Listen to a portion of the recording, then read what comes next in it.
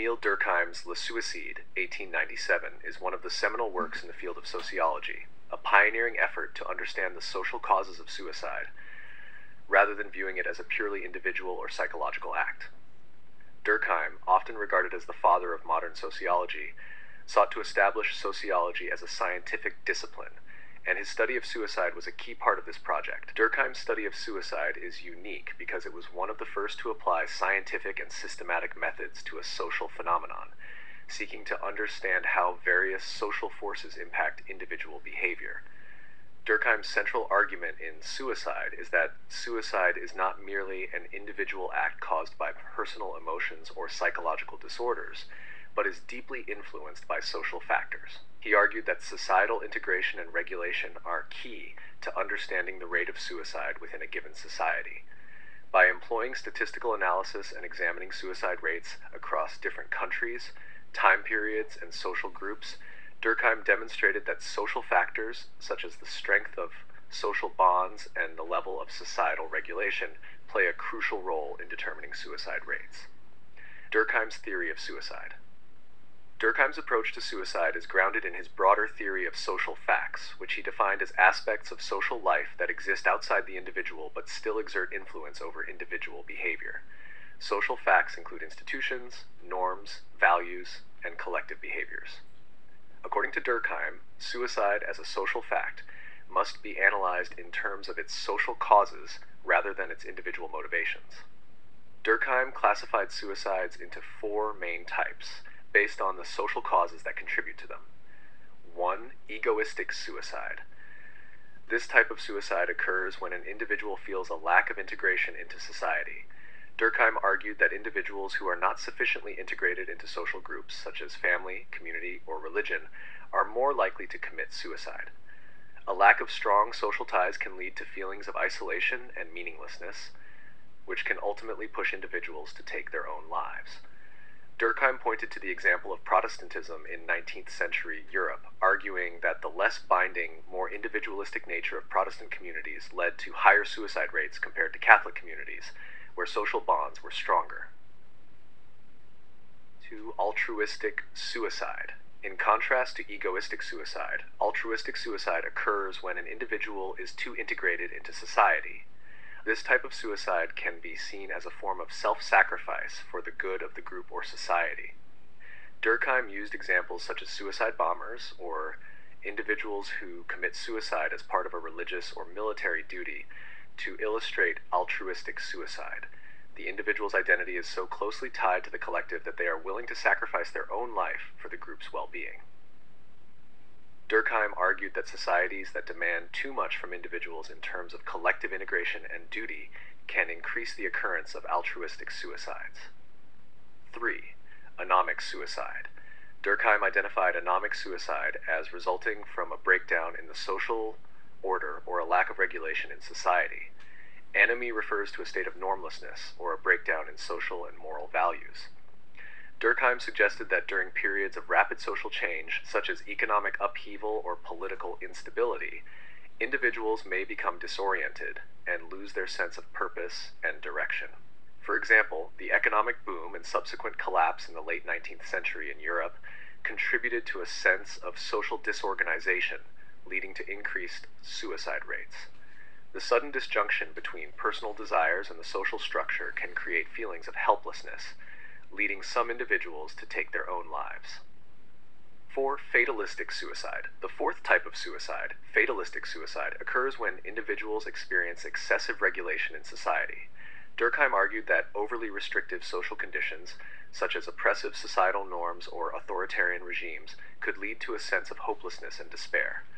In these situations, individuals may feel trapped in their circumstances, unable to change their fate, leading to suicide. Durkheim used the example of individuals in repressive environments, such as those who are incarcerated or living under dictatorial regimes, to illustrate this form of suicide. The role of social integration and regulation. Central to Durkheim's argument is the concept of social integration and regulation. He posited that suicide rates are influenced by the degree of an individual's integration into social structures and the level of regulation in society. A balanced level of integration and regulation creates a stable society in which individuals are less likely to experience extreme psychological states that lead to suicide. When there is too much or too little of either integration or regulation, the individual is at risk of suicide. Durkheim's theory highlights the importance of social cohesion and the role of societal norms and institutions in maintaining individual well-being. He argued that societies with strong institutions and clear moral guidance were more successful at preventing suicides because individuals felt more connected to the community and its values. In contrast, societies experiencing rapid changes, lack of institutional support, or weak moral frameworks created conditions that could lead individuals to feel disconnected, lost, or abandoned. Durkheim's methodology. Durkheim's study of suicide was groundbreaking not only for its theoretical insights, but also for its methodological approach. He used a large amount of statistical data to analyze suicide rates across various regions, time periods, and social groups. This was one of the first sociological studies to apply a rigorous empirical and quantitative methodology to a social phenomenon. Durkheim collected data from different countries, including France, England, and Germany, and looked at factors such as religion, marital status, and occupation to identify patterns in suicide rates. One of the key insights that Durkheim derived from this data was that suicide rates were consistent across time and space, suggesting that social factors rather than individual psychological traits were at the root of the problem. For instance, Durkheim found that men, unmarried individuals, and those with fewer social connections were more likely to commit suicide. He also found that suicide rates were higher in Protestant countries than in Catholic ones, supporting his theory that religious integration played a role in regulating behavior. Implications of Durkheim's study.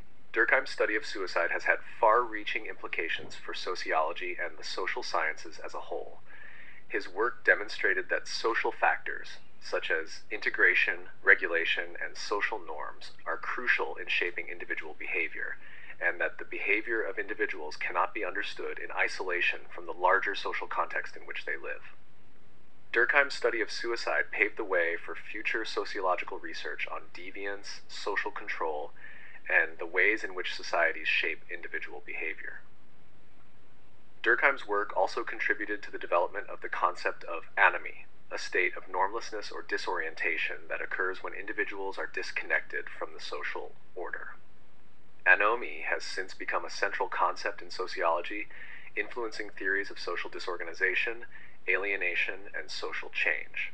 His work also helped establish the importance of empirical research and statistical analysis in the social sciences, setting a precedent for later sociological studies. Criticisms and limitations. Despite its groundbreaking nature, Durkheim's study of suicide has been subject to various criticisms. Some critics argue that Durkheim's classification of suicides is overly simplistic and does not account for the complex, multifaceted nature of suicide. For example, the social factors Durkheim emphasized, such as religion, may not be the sole determinants of suicide, and personal psychological issues could also play an important role. Additionally, Durkheim's focus on the macro-social level of analysis, emphasizing social structures and institutions, has been criticized for neglecting the personal and psychological dimensions of suicide. Others have pointed out that Durkheim's methods, while innovative for his time, may have been limited by the data available to him. The accuracy and comprehensiveness of the statistical data Durkheim used has been questioned, and some have argued that his conclusions about the relationship between social integration and suicide rates may be too deterministic. Emile Durkheim's Suicide remains a foundational text in sociology, offering a unique and influential perspective on the social causes of suicide. By shifting the focus from individual psychology to social factors such as integration, regulation, and societal norms, Durkheim challenged conventional understandings of suicide and established the importance of sociology in analyzing complex social issues. His study not only advanced sociological theory, but also helped establish empirical research as a core method in the social sciences. Despite its criticisms, suicide continues to be a key reference in the study of social behavior and the relationship between individuals and society.